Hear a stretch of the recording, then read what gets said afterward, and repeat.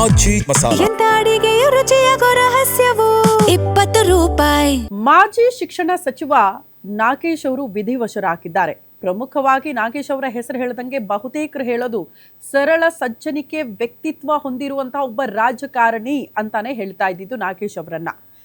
ವಿಧಿವಶರಾಗಿರುವ ಹಿನ್ನೆಲೆಯಲ್ಲಿ ಗಣ್ಯರು ಸಂತಾಪ ಸೂಚಿಸಿದ್ದಾರೆ. ಅನಾರೋಗ್ಯದಿಂದ ಬಳಲುತ್ತಿದ್ದ ಬಿಸಿ ನಾಗೇಶ್ ನಿಧನರಾಗಿದ್ದು ಬೆಂಗಳೂರಿನ ಪುತ್ರಿಯ ನಿವಾಸದಲ್ಲೇ ಕೊನೆಯುಸಿರೆಳೆದಿದ್ದಾರೆ. ತುಮಕೂರು ಜಿಲ್ಲೆ ತಿಪಟೂರು ತಾಲೂಕಿನ ಮಾಜಿ ಶಾಸಕ.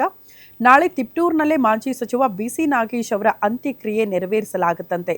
ಬೊಮ್ಮಾಯಿ ಅವರ ಸಂಪುಟದಲ್ಲಿ ಶಿಕ್ಷಣ ಸಚಿವರಾಗಿ ಕೆಲಸ ಮಾಡಿದ್ದಾರೆ ಬಿಸಿ ನಾಗೇಶ್. ತಿಪಟೂರು ಕ್ಷೇತ್ರದಿಂದ 2008, 2018ರಲ್ಲಿ 2 ಬಾರಿ ಶಾಸಕರಾಗಿ ಕೂಡ ಆಯ್ಕೆಯಾಗಿದ್ದಾರೆ. ಆರ್ಎಸ್ಎಸ್ನಿಂದ ರಾಜಕೀಯ ಜೀವನ ಆರಂಭಿಸಿದ್ರು ನಾಗೇಶ್.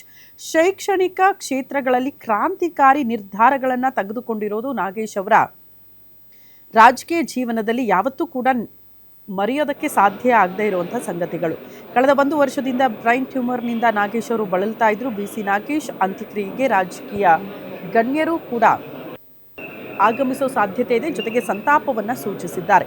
ನಾಳೆ ತಿಪಟೂರಿನಲ್ಲಿ ಮಾಜಿ ಸಚಿವ ಬಿಸಿ ನಾಗೇಶ್ ಅವರ ಅಂತ್ಯಕ್ರಿಯೆ ನೆರವೇರಿಸಲಿದ್ದು, ಇವತ್ತು ಬಿಜೆಪಿ ಕಚೇರಿ ಹಾಗೂ ತಿಪಟೂರಿನಲ್ಲಿ ಅಂತಿಮ ದರ್ಶನಕ್ಕೆ ಎಲ್ಲಾ ರೀತಿಯ ವ್ಯವಸ್ಥೆಯನ್ನು ಕಲ್ಪಿಸಲಾಗಿದೆ. ಅಂತ್ಯಕ್ರಿಯೆ ಕುರಿತು ನಾಗೇಶ್ ಕುಟುಂಬದ ಮೂಲಗಳಿಂದ ಮಾಹಿತಿ ಸಿಕ್ಕಿದ್ದು, ಇವತ್ತು ಬೆಂಗಳೂರಿನ ಬಿಜೆಪಿ ಕಚೇರಿಯಲ್ಲೇ ಪಕ್ಷದ ಮುಖಂಡರು ಅಂತಿಮ ನಮನ ಸಲ್ಲಿಸಲಿದ್ದಾರೆ.